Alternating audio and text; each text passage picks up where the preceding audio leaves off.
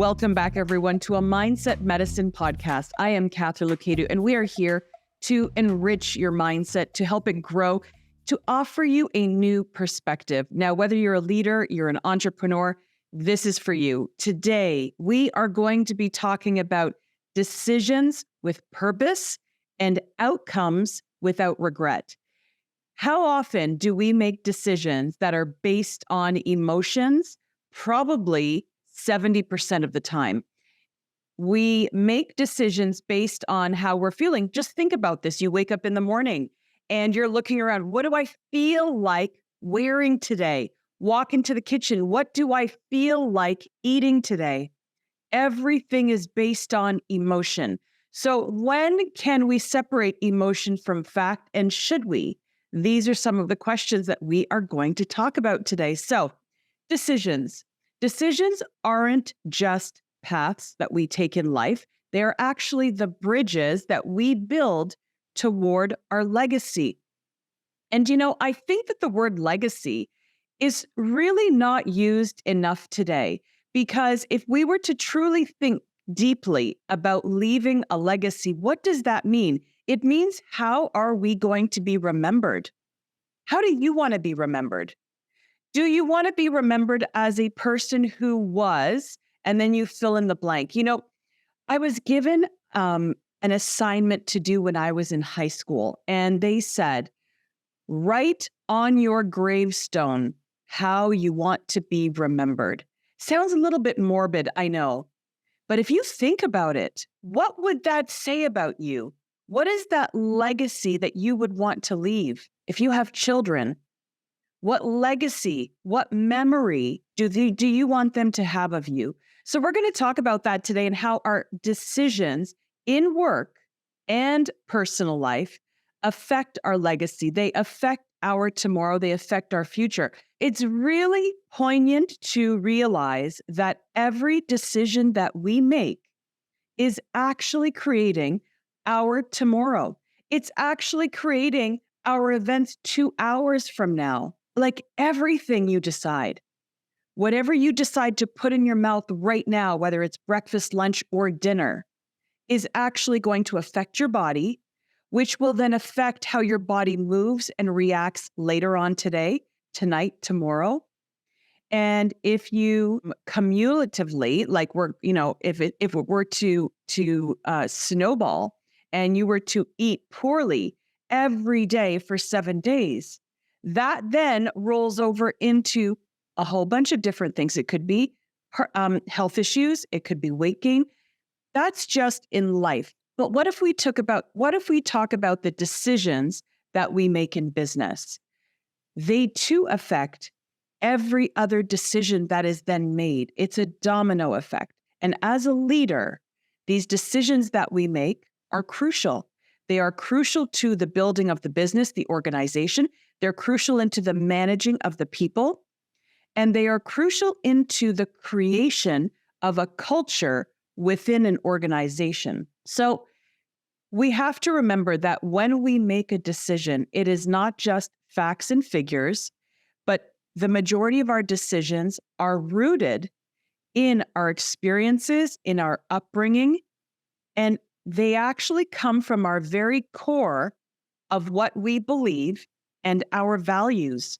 So to assume that, for example, a board of directors, to assume that a group of managers are all going to have the same decision-making process is incorrect, because we've all come from somewhere different, and we've all come from a different mindset. What you may think is right or good or ethical may not be the same in the person sitting beside you right now, or the person that you sit beside at work, or that you delegate to. So these are things to keep in mind. Every choice that we make imprints a chapter in our story. It is writing a page in the book. So if we were to take every decision we make in a rush, as a reaction, as an emotion, we are creating pages and chapters in our story, in the business we are running, that we may later wish we could erase, but we can't. And that is where the regret sets in. So, how do we start not avoiding regretting decisions, but how about we back up and we start creating decisions that we don't have to regret, that we know have such a great outcome on our legacy that we don't have to worry anymore? How do we do that? That's what I'm going to talk about with you today. I'm going to give you 5 questions that you can ask yourself before you make a decision that will help guide the potential outcome. It will guide the legacy that you want to leave. It will also guide the reaction and the people who are affected by the decisions. So, when we've seen these cartoons, right? You've got the little devil and the little angel on each shoulder. And they're always talking, aren't they? I want you to imagine that there's one person, and that one person is inside you, and they're a salesperson. And they are constantly trying to change your mind, whether they are pulling you toward decisions that are good for you or not good for you. So what do I mean? Well, you've already decided that you want something. You feel very headstrong about it. And then the voice starts speaking to you. And this voice starts telling you, but do you need it? I know you want it, but do you need it? And that little salesperson inside you is playing on your insecurities, your fears, your ego. When you find yourself trying to persuade your own mind about an idea, it is time to pause, because an authentic, a genuine decision doesn't require you to try and persuade yourself. Think about that for a minute.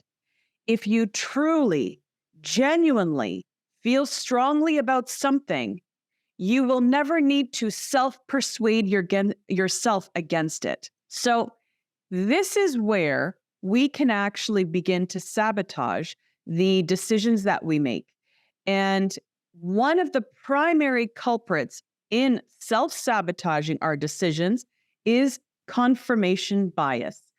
And this is where we start to seek out information that confirms our beliefs.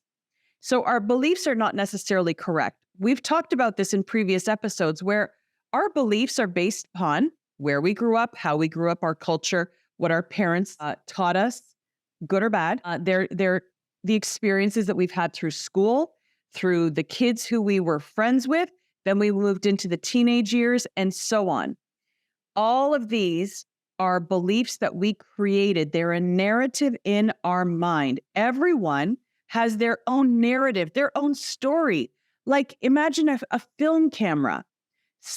Everyone's mind is playing a different movie about the same event that might be happening in front of them. So there is a pitfall if you are surrounding yourself with the wrong people. And when it's time to make decisions, the question is, who are you surrounding yourself with? Are they people that are just echoing our own ideas and beliefs, and they are basically supporting you? They're positive. They're too afraid to say anything against you as a leader. Is that really who you want to have around you?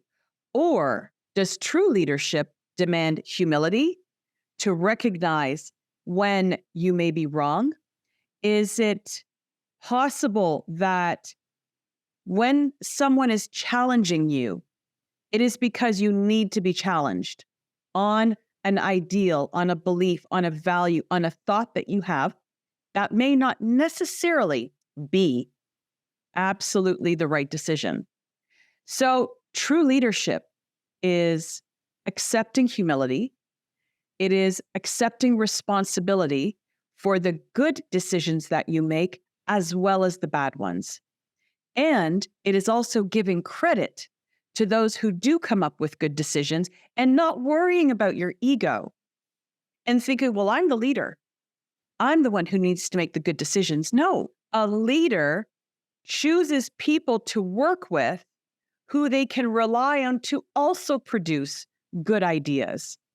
Here's something to think about. As a leader, as an entrepreneur, anyone who is leading an enterprise or a business or people, leaders who refuse to surround themselves, leaders who refuse to listen to the people they are surrounded by will eventually have nothing helpful to say. Those people will nothing. If you're always turning down the opinions and the ideas of other people, eventually they will stop bringing them.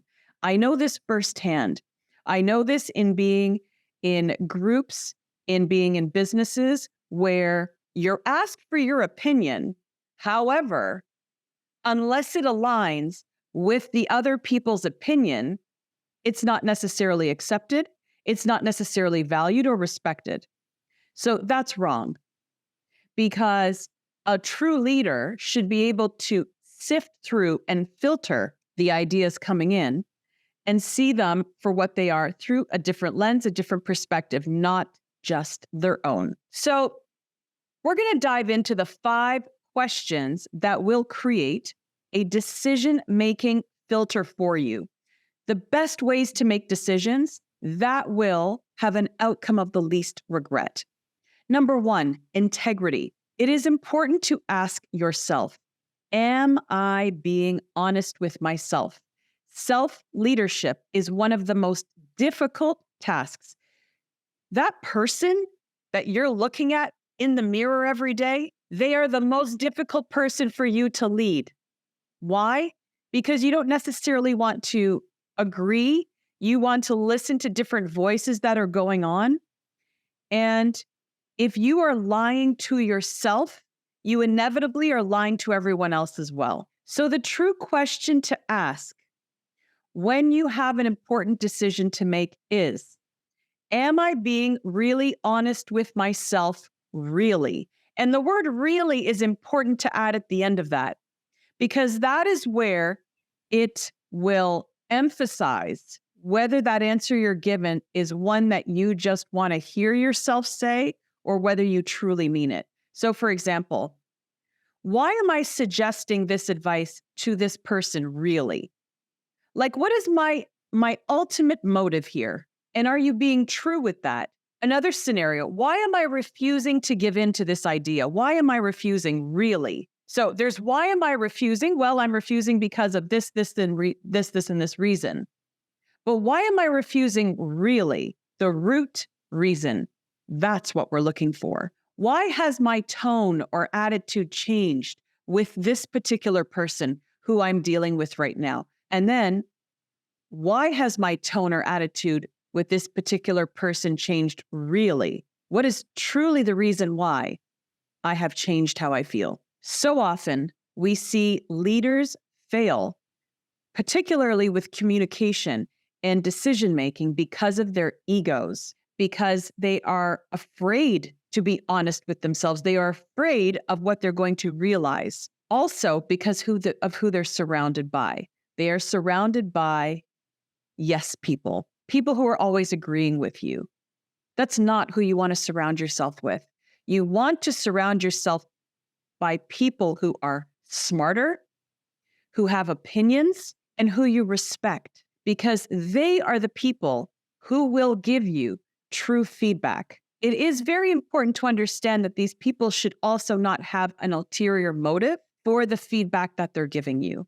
And they should also understand that when they provide you feedback or insight into a decision that you're trying to make, that it is not meant as personal. It is meant as growth. It is meant to evolve.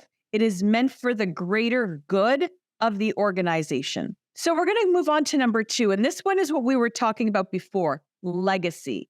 What is a legacy question? A legacy question is, what story do I want to tell at the end of this? What story do I want to tell my kids about this particular situation or event 5 years from now? What story do I want to tell 10 years from now? Legacy. So, for example, when I fire this employee, after a meeting, after this situation or event that is happening, what story do I want to tell? And why is this important? It's important because If you think about this, it makes your mind go to the future. You are going to future pace out your decision. What are the effects of this decision? Is this a decision that you will be able to live with? Is this a decision that you might want to erase or regret in the future?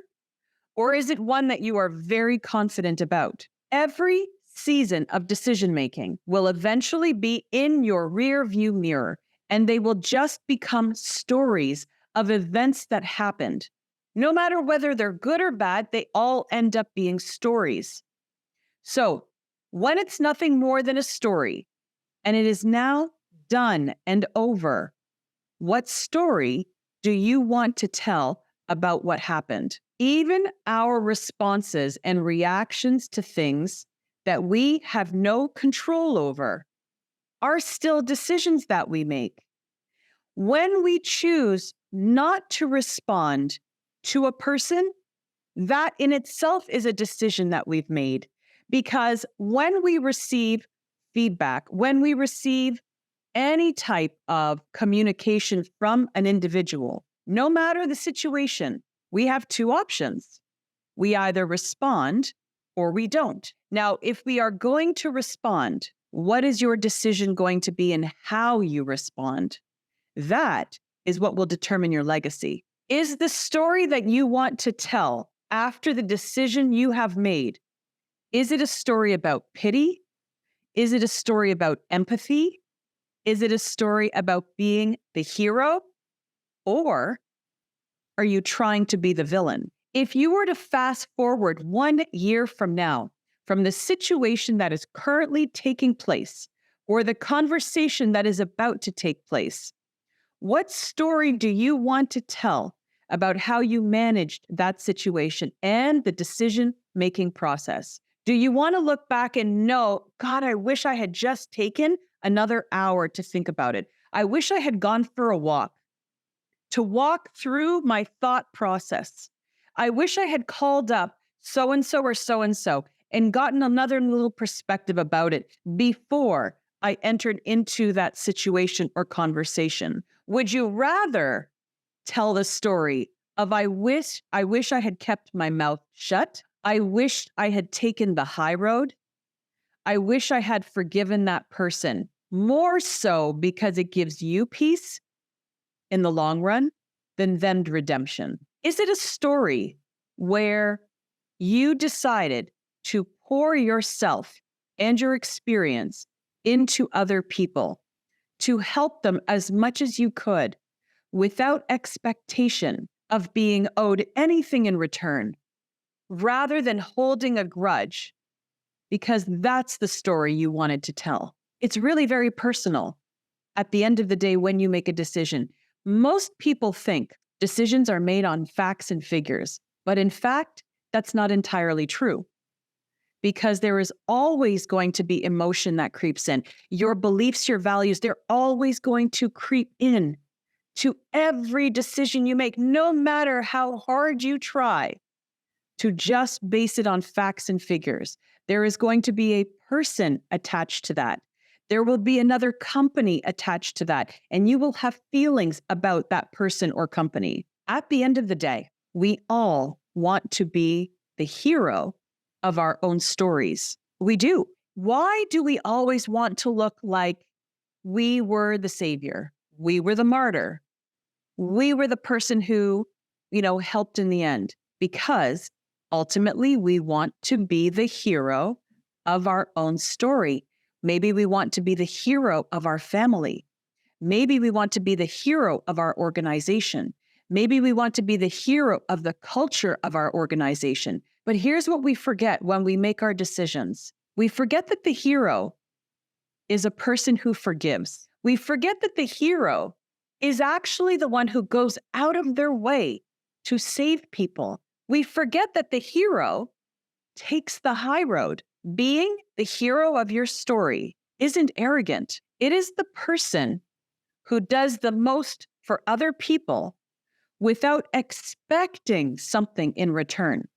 So the question to ask yourself when making a decision on legacy is, what story do I want to tell when this moment is over and I look back on this, and if you were to think about that before every decision you make, you will inevitably have less regret, less pages of the story that you're going to want to erase. Let's go on to number 3, conscience question. A conscience question. Now, we know our conscience can be our gut. It can be our intuition. So if we are going to make a conscience question, here's what I want you to ask yourself. Is there a tension that deserves my attention? Is there a tension somewhere that deserves my attention? And I'm going to go deep dive into this now. So here's a scenario. You're about to make an important decision. Everything looks good. The numbers add up, makes sense financially. Circumstances are aligned. Industry standards are being adhered to. It all looks great. And then as you get closer to signing the deal or hiring the person, signing on the dotted line, making that final phone call, something is stopping you. Something is causing you to hesitate. Have you had that before? Like it all looks good technically. Facts and figures, it all looks great, but something is eating you inside. It's totally irrational. It doesn't make sense, but there is an internal hesitation that you should not ignore. That is your conscience question. You need to pay attention to it because there's something that your intuition, your gut is picking up on that typically, if we ignore it, will inevitably come true because our intuition picks up on vibes. It picks up on moods and tones that we may not be looking for because we are so focused on something else. So here's what happens if we choose to listen to that feeling. What happens is you're going to pull back a little bit, just a little. You're going to pause, and it's during that pause that you have allowed yourself, new information may come to light. You may have a new insight. You may have a conversation with someone that all of a sudden you say, that's what I was talking about. That's the feeling I had. It's like a gut check, or it's a check of your spirit. Your intuition is calling out to you, and you need to listen to it. Have you ever been in a situation, and these are so common, especially if you are a leader or manager or an entrepreneur who has hired people. So you have an interview, resume looks great. The person is in front of you. Their experience looks great. They answer all the questions like a pro. They're prepared. They're well-dressed. They say all the right things at the right time. But there's something that you just can't put your finger on that seems a little off. Don't ignore that feeling. Take a pause. Do a little more research. Check them out on social media. Ask around. Do a Google search of their name. Something is off, and your intuition is not going to fail you. We have a temptation, especially in business, to want to ignore our intuition because we want to come across as a rational human being that relies on, makes decisions on facts and figures, not our feelings. But your intuition isn't necessarily an emotional feeling. It is like a gut jerk reaction to something that just feels a little off. If you were to take this out of the work atmosphere, out of the work environment, and we put it into our personal life, if you're a parent and you meet one of your kids' friends, or your child comes home from school, your child comes home from work, and there's something not quite right in their eye, in their mood, in the way they're moving, you know that there's something off. You meet their friends. They appear nice, they're respectful. Something just isn't sitting right with you. Listen to the intuition. It does not lie. Don't be the rational human. Be the intuitive parent. And the same goes in business. So let's go to number 4, the maturity question. What is the wise thing to do That is the question I want you to ask yourself. Now, what do I mean by that? What is the wise thing to do in this situation? So we are going to look at this question in 3D, three-dimensionally.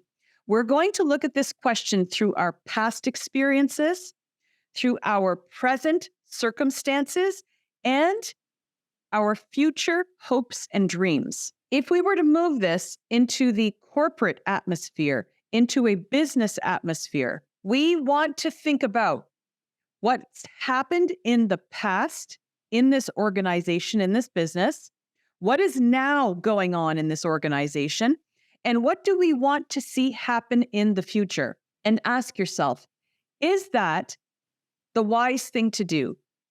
Whatever event, whatever circumstance, whatever idea comes forward, a proposal, ask yourself, what is the wisest thing to do right now? And all of this is based on season.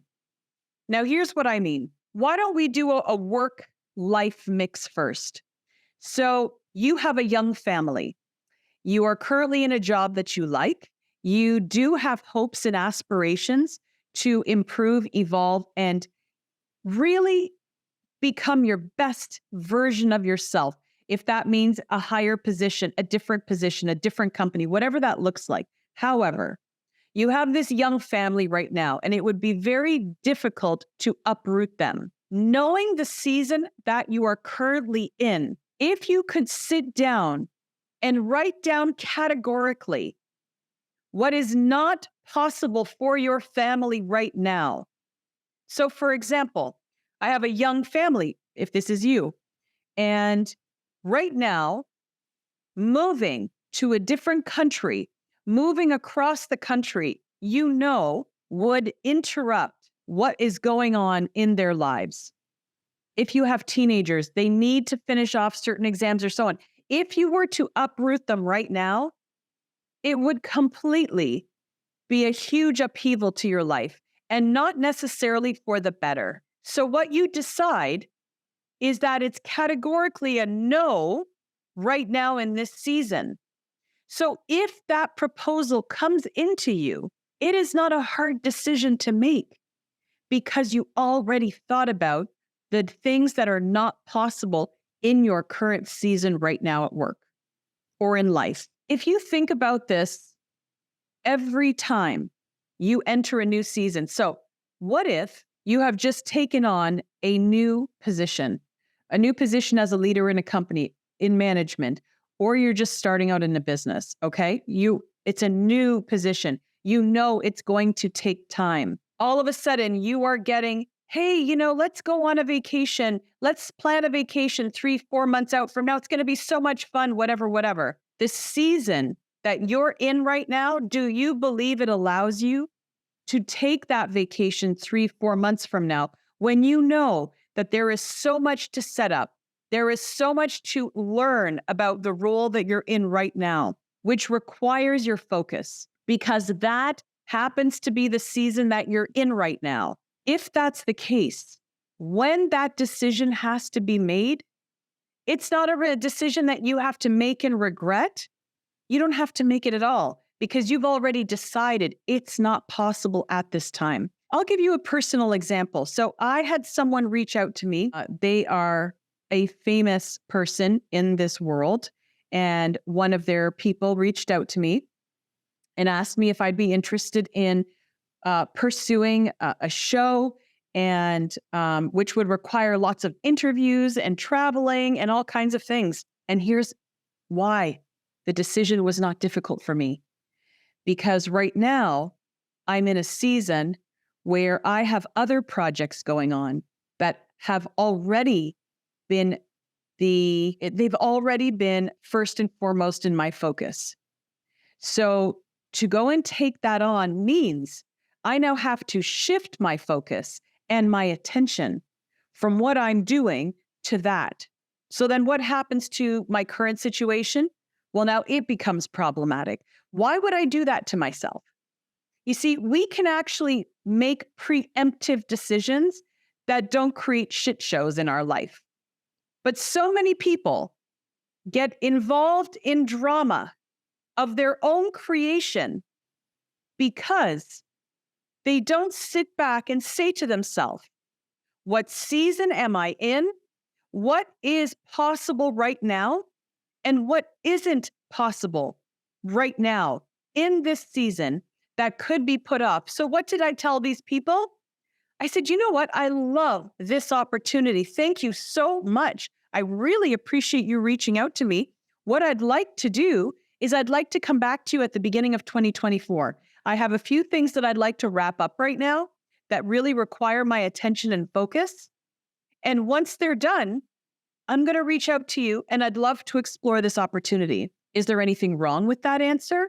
There isn't. Do you think they may actually have a higher level of respect for me for finishing out a project that I'm working on currently? I do. So you can do this through every aspect of your life, whether it is work, it is family, whether it's children, whether it's parents, whatever it is. Decide for yourself before these opportunities come to you, come to your organization, come to your business, that the shiny object syndrome, it's a real thing. People love when something new appears. Oh my gosh, maybe I need that, especially in business. How many new opportunities are there always?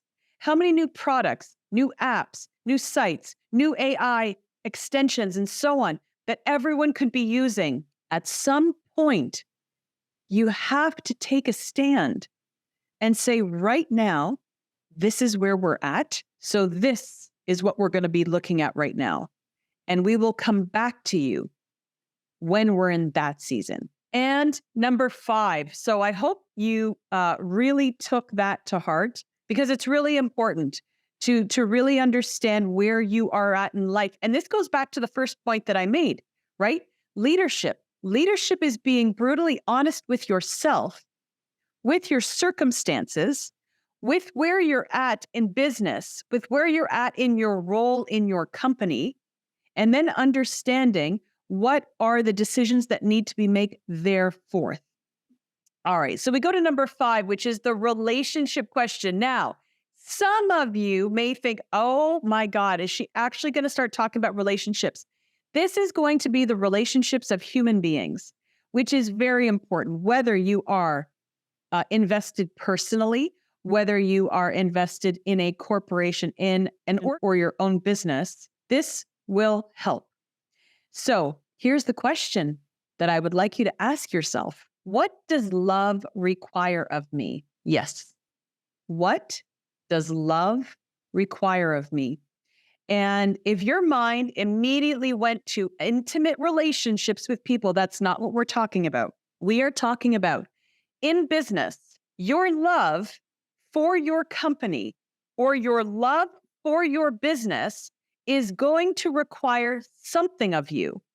Your love of the people that you surround yourself with and who surround themselves with you will require something of you at some point. Are you willing to do something for others that will cost you time, money, action, whatever that may be, and there will be no immediate return on that decision?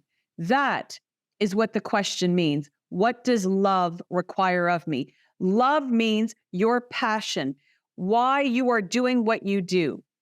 What does this require of me right now? The people that we tend to respect and like and trust in life are people who ask this question: what does love require of me right now? What does my love of this company require me to do at this point? What does my love for these people who I manage require of me right now? And you're going to see that this isn't necessarily always positive. There are different situations in showing love. Now, the opposite of this word is entitlement. And because being entitled is the expectation that something will be returned and is the necessity of me doing something for you. To be entitled is to expect that I will have something immediately returned to me. I'm always getting something in return, or I'm not doing it. That is entitlement. So in an organization, when two parties are working together, they need to have the mindset of what does love require of me in this situation in order to have a cohesive relationship, right? A relationship that has an exchange of value and love for each other. If you're a leader of an organization, do you not want the people to feel the same love back to the organization that you have for it? If that's the case, you too have to have love for those people in order to want it back. Throughout history, now here is where I want you to think about this really carefully. If you're wondering, like, what on earth? Where is she going with this? Throughout history, it is this question that has changed the world for the better. What does love require of me right now? We can see this in innovation. Why do people innovate? They could just innovate for themselves and they would get a return and so on. But the greatest inventors out there invented for the world, invented for people. They invented for the promotion of science and technology and all of the other innovations that have happened. They had to have a love that was greater than of themselves. Community and culture in an organization will fundamentally shift and grow and will be the epitome of a community when the question of what does love require of me in this situation is a predominant question in people's minds. If everyone is thinking of the greater good for a company, that is synergy. Now, you might be thinking, that is ridiculous because that would not work in my business or my company. This isn't church.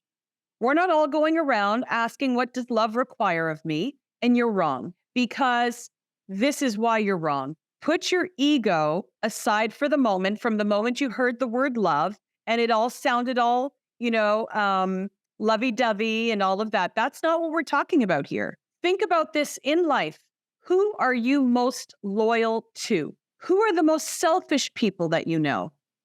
Who are the most arrogant people that you know?